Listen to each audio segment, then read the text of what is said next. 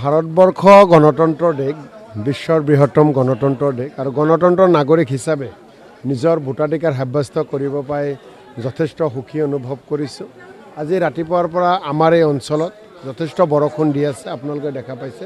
তাৰ মাজতো ভোটাৰ ৰাইজে দীঘলীয়া শাৰী পাতি বৰষুণত তিতিবুৰি ভোটদান কৰি আছে। সকলোৰে এটা কথাই, গণতন্ত্ৰ জীয়াই ৰাখিব লাগে নিজৰ ভোটাধিকাৰ সাব্যস্ত কৰি।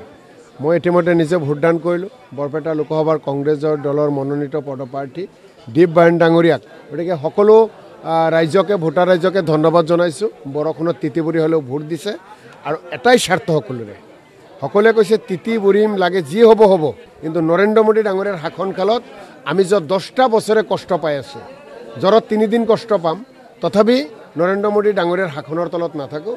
গতিকে এইবাৰ কংগ্ৰেছৰ জয় নিশ্চিত। কংগ্ৰেছে 100% দিল্লীত চৰকাৰ গঠন কৰিব, ইণ্ডিয়া এলায়েন্সে চৰকাৰ গঠন কৰিব আৰু আমাৰ দীপ বায়ন ডাঙৰীয়া বৰপেটাৰ পৰা সাংসদ হৈ বৰপেটাৰ উন্নয়ন কৰিব।